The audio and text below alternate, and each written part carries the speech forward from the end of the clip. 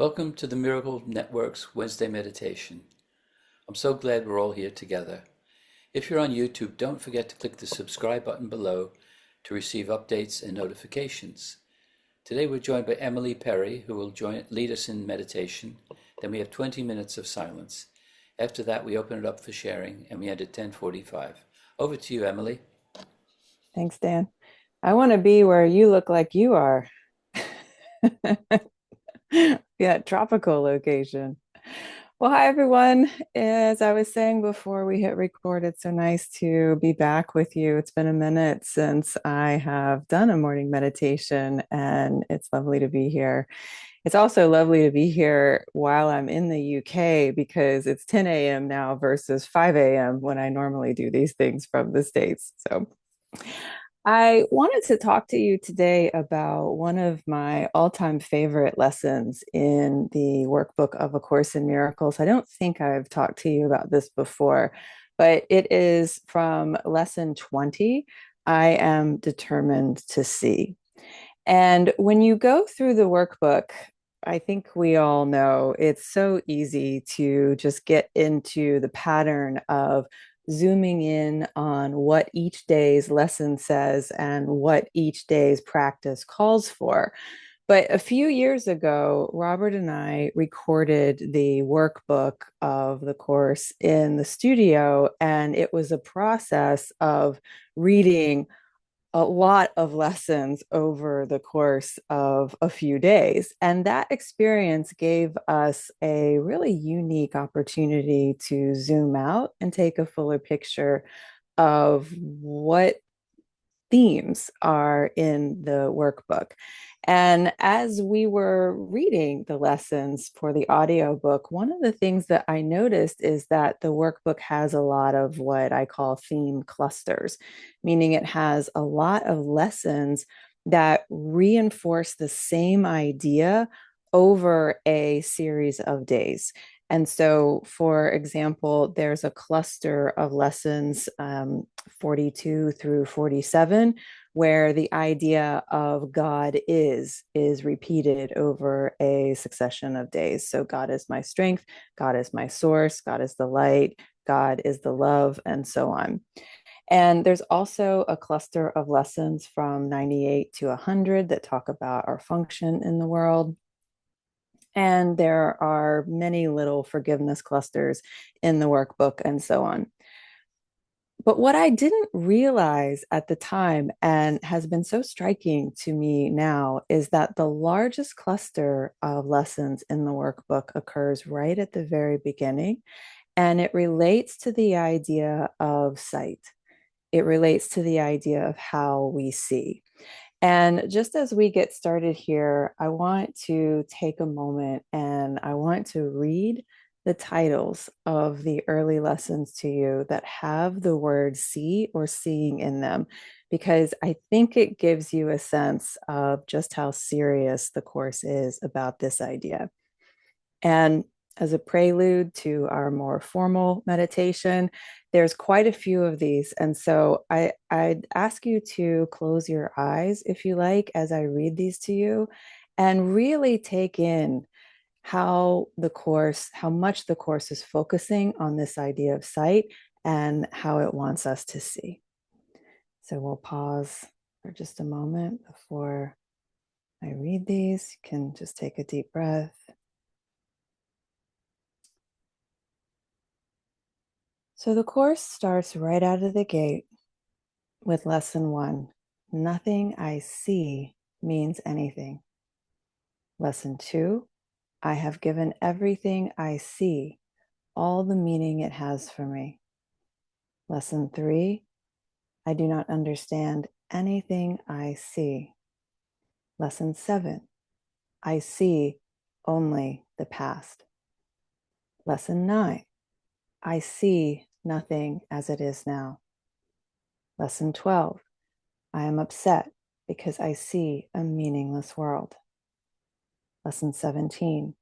I see no neutral things. Lesson 18.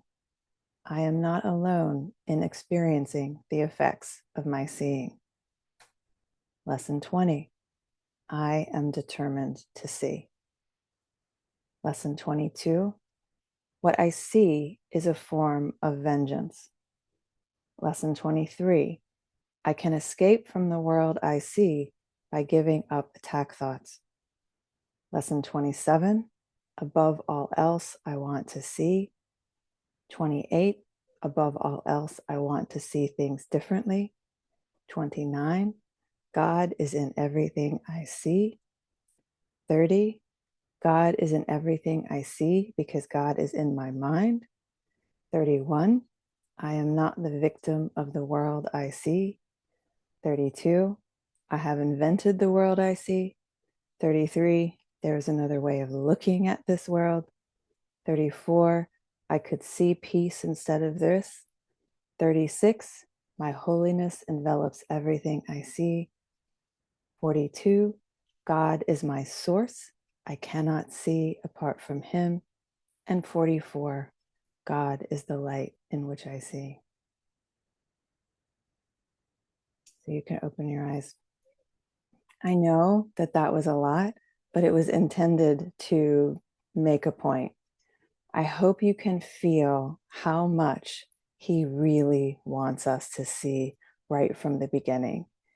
There are 50 lessons in the workbook before review one, and of those, a whopping 21 of them have the word see in them. And maybe you picked up one lesson has looking, which is essentially the same thing as seeing. So that means that of the first 50 lessons in the workbook, almost half are asking us to see a certain way. The introduction to the workbook even says that it's divided into two sections. The first section of the workbook is undoing the way you see now. And the second section of the workbook is dealing with the restoration of sight. That's the exact language in the course. Undoing the way you see now and the restoration of sight. And so if we're undoing the way we see now, it's natural to ask what that means. And what it means is, as I'm sure we all know because we've been in this book for years, if we are left to our own devices, meaning if we're left to the ego's devices, we do not see clearly. The ego, we like to say, just wraps itself around our perspective until all we can see is through its distorted lens. At the circle, we have a definition of the ego, which is that the ego is the false belief that you're separate from God and everyone else, and that you have to attack others to get your needs met. And so, left alone, we will never see clearly. And beyond that, we use our lack of clear sight as a reason to attack. And the Course says that this makes us blind to reason, to sanity, and to simple truth. That's the Course's language as well. When we are seeing through the lens of the ego, we are blind to reason, sanity, and simple truth. So there's value in knowing that we don't see clearly, because if we know we can't find sanity alone with our ego, then we're more willing to let that help in. We're more willing to let God in. We're more willing to let the Holy Spirit in. Lesson 20, I am determined to see, says, you want happiness, you want peace. You do not have them now because your mind is totally undisciplined. And we know that's true. We know that our minds are undisciplined. We judge where we should be seeing peace. We see guilt where we should be seeing love. All of this comes from the way that we see now. And so what the Course is asking us to do, where the Course is ultimately leading us to go, is to see with vision. And that's what our meditation will be about today. Vision is not something that happens with our physical sight. Vision is the inner knowing of what is ultimately true. Vision in the Course is based on spiritual sight. So when we see with vision, we're seeing past the egos in other people, past the egos in ourselves, past what the bodies do, past even the values that we hold. What we're seeing is pure love. That is what all of our study and all of our practice of the Course is leading us to. We forgive, and forgiveness clears the way to vision. The Course lists many goals for us. It's a fascinating study to look up the word goal in the word course and in the course and see how many goals it has. But vision is the main one. And we get to vision through being willing to forget. Okay.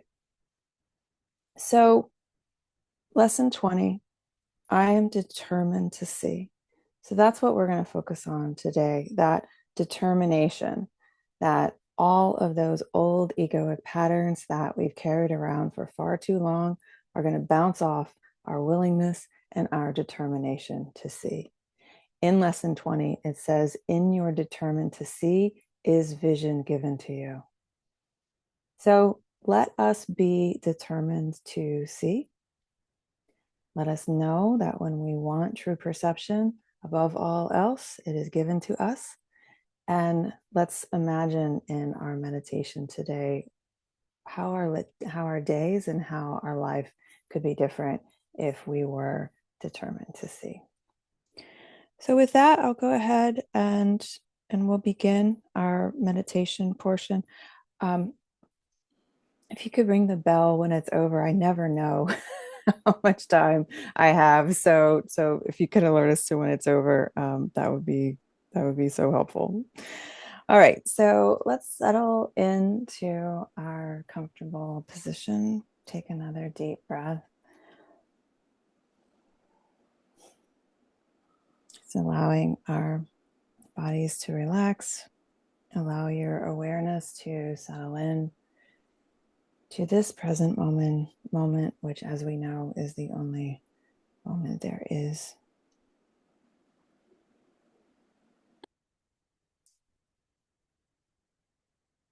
And now in your mind, say these words slowly and deliberately. I am determined to see.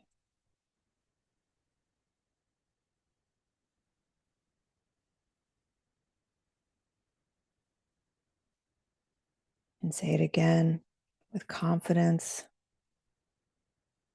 and determination.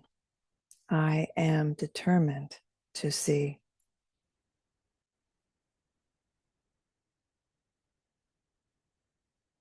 And let yourself feel the conviction of what it is like to truly mean these words. Try to locate the commitment in you and let it rise up in you as you make this declaration. I am determined to see.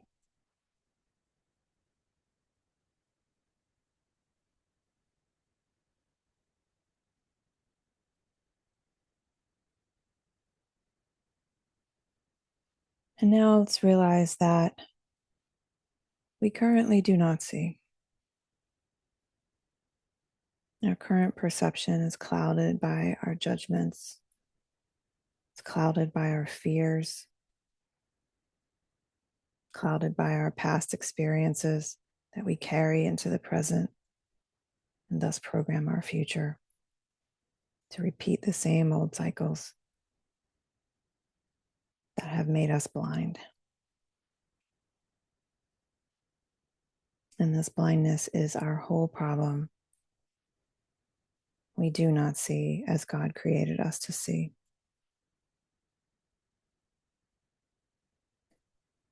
And so let this awareness settle in you without judgment of yourself or others. Just simply notice and acknowledge that you do not see clearly now, but you are determined to change your present state for a better one and one you really want.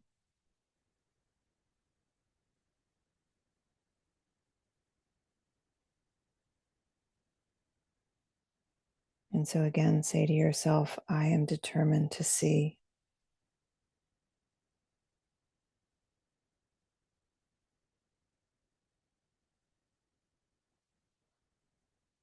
Now bring to your mind the real law of cause and effect, which the Course says is that what you desire, you will see. Know that your desire is so powerful. You will see what you desire to see. If you desire guilt, you will see guilt. If you desire peace, you will see peace. If you desire love, you will see love. And to let this truth settle in as well. And say again, with a renewed sense of your desire, I am determined to see.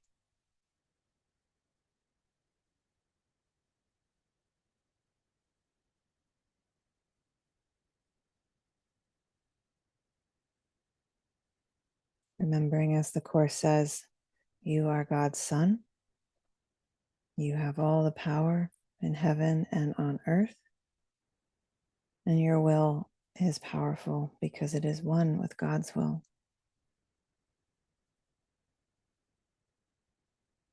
And so feel that commitment continue to rise in you and say, my will is done.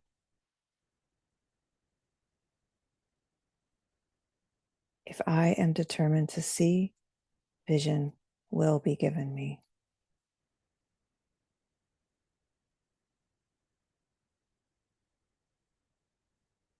If I am determined to see, vision will be given me.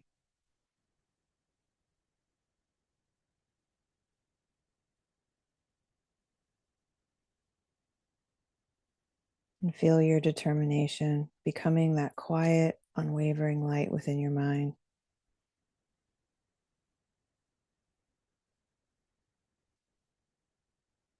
The light that is determined to see.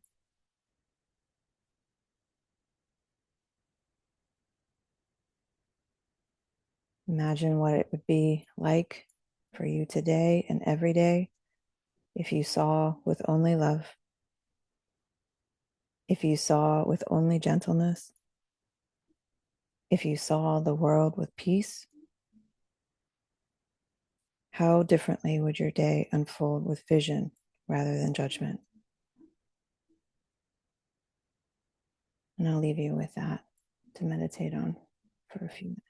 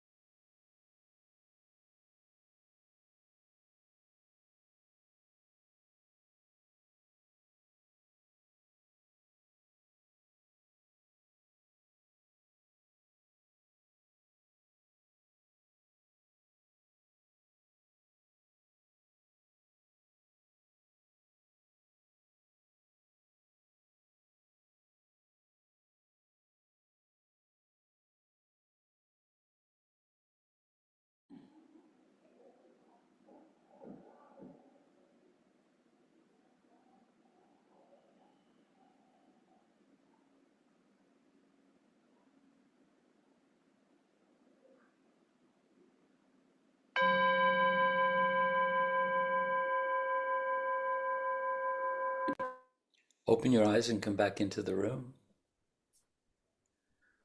We have 10 minutes left for sharing your reflections and your questions. If you'd like to share, raise your hand and I'll invite you to take yourself off mute.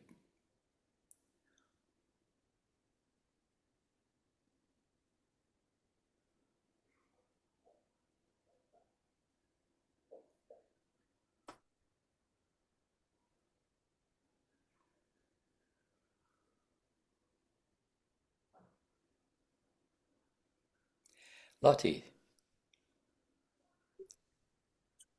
Forgive me if you've heard this slightly differently before, but just a couple of weeks ago, I had the experience of visiting a consultant who seemed very dismissive. He'd been very kind up to then, seemed very, very dismissive.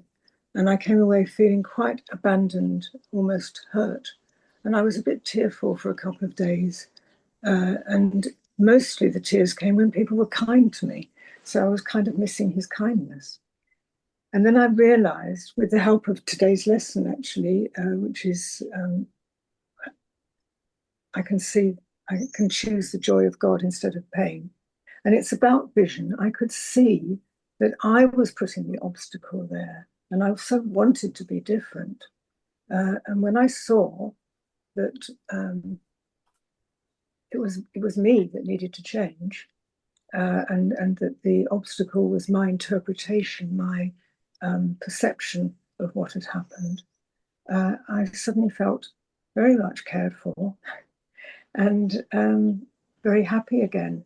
It was a wonderful turnaround because I'd sought the answer. Thank you. Thank you, Lottie. I think that's an example of how being determined to see can reshape the whole situation, isn't it?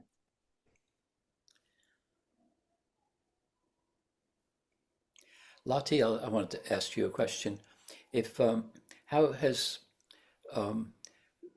vision changed your life and your daily everyday life? Do you see everything differently? Mostly everything. Sometimes things creep in to get in the way. But yes, whenever things happen that don't seem as I want them to happen, I can see the lesson in it. And that's vision, isn't it? And there's lessons all around us all the time. And I'm just feeling these last few months of my life are given me to gain that vision and to rejoice in it. Yeah. Does that answer your question? Yeah, it does. And Emily, how has vision changed your daily life? Well, the way the Course describes vision is so high and so lofty. True vision in the Course is when we are seeing nothing but pure love, right? We've completely forgiven and we see the invisible divine reality in all things. And that's a high bar. So I would not say that I live there all the time. But I would say that the aspiration to do that has lifted my perspective in ways that have been incredibly helpful. When you can, as Lottie just described, when you can face the realities of this world, right? This is a harsh place. People aren't always nice to us. And love anyway, then you are approaching this idea of vision. And I love that the Course sets this as a goal, the goal. I think it's the most beautiful shaft of heaven come to earth. And the aspiration to do it, I think, can lift us all to a higher place. And we need that now for the healing of our planet. Oh, thank you, Emily. And Norman, did you want to share? Yes, thank you. When I first came across this, I misinterpreted the word determined. Determined, for me, that was bite the bit, sort of viciously determined, and so I'm really, really determined here to do this. And in fact, during that quiet period, I looked it up in the dictionary, and the first ones I came across was be resolute, unflinching. And I realized I totally misinterpreted the word determined.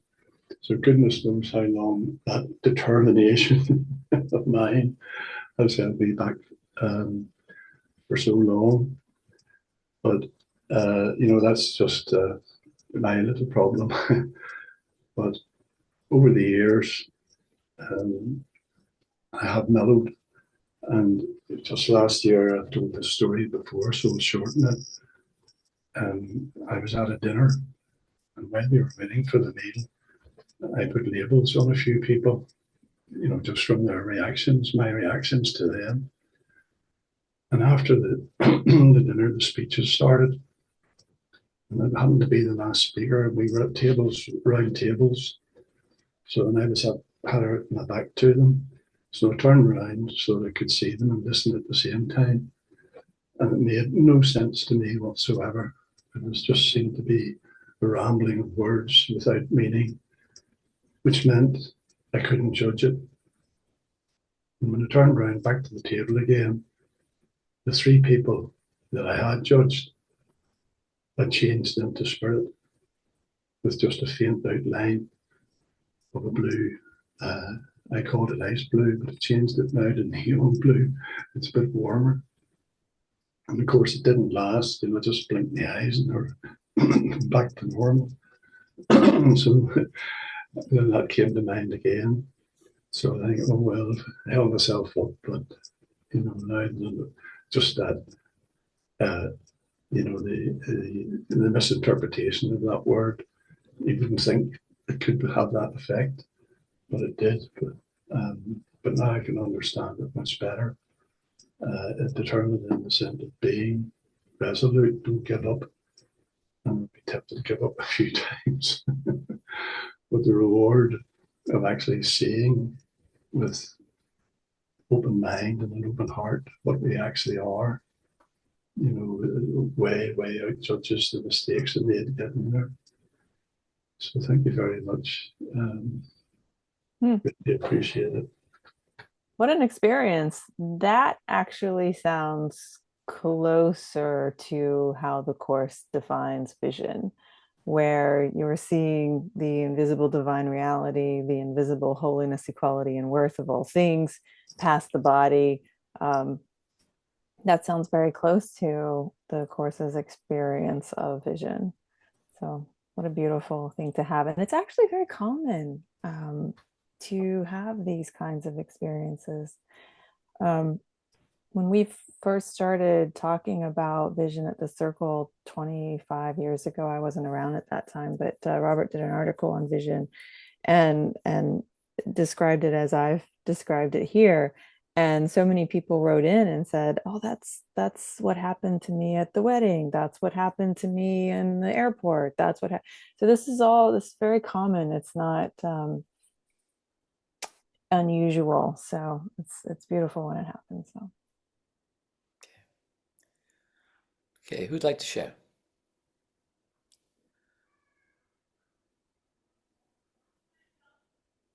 In the absence of sharing, I'll just share one more thing, Norman, that your comments reminded me of in relation to determination. We will use our strong will one way or the other. I think that's something for all of us to keep in mind. We will use our will in service of light and truth, or we will use our will in service of our ego. It's just inevitable. It's going to go somewhere. And so being determined to see is having that conviction to say, I am going to use my will and point it in the direction of love. And I think sometimes in spiritual community, we depreciate the power of the mind. We think that the work is just checking out and not doing anything. And the Course is very much asking us to check in, to use our thoughts to point us in the right direction towards love. And I think that's a beautiful lesson and a beautiful use of the power that God has given us, beautiful use of our mind. Okay, we've come to the end of our time together. Thank you, Emily. That was so helpful, and really appreciate it. And take yourself off mute and express your appreciation to Emily. Thank you, Emily. Thank you. Thank you. Thank you. Very much. Thank you.